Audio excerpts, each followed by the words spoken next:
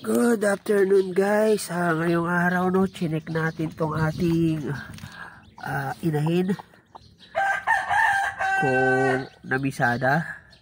So ito kung nakikita nyo, ito yung kanyang mga balat ng sisiyo at sa kabutihang palad ay chinek natin. Akala ko kasi nung pagsilip ko meron na nakabuka na dyan na 3 piraso.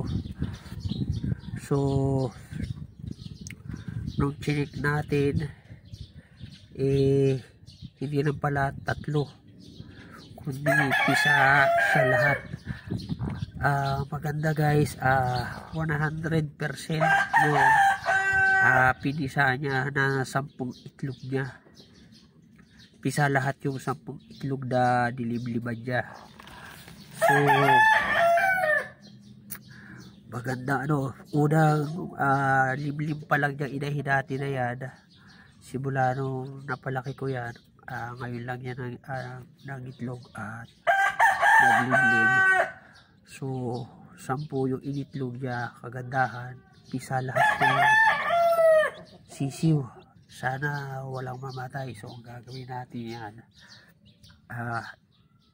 hindi naman ako masyado magpaparami ng manok. So gagawin natin, sasama natin yung inahin.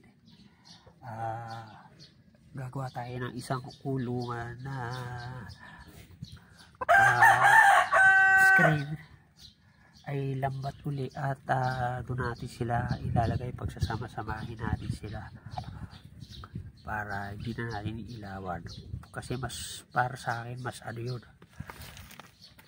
iba yung tibay ng mga sisiw na kasama ng inahin. Parang yung normal na kung nakakita ka na kayo na nag-aalaga yung mga sisiw ng mga Tagalog ng mga manok, ganun natin sila palalaki. So ayan po guys, maganda yung pisa natin. So baka nyo, magagawa tayo ng kulungan para sa kanila. Doon natin isasama yung inahin para lumaki sila. So ayun po ang isa sa update natin. Magandang pisa. So ang naantay na lang natin na mapisa ang mga itlog ay dito sa hiniram natin na inahin. Ayan po yung nagliliblib dyan. So binilibliban po siya dyan na itlog. At yung ibang itlog niya, dahil masyadong madami, 16, pinalibliban ko yung 6 na piraso dun sa matanda nating inahin pagkatapos niyang mamisa. So ang nililibliban nitong inahin natin dito ay itlog nung alimbuyugin ng babae na naandun. So siguro by next week mamimisa na rin yun.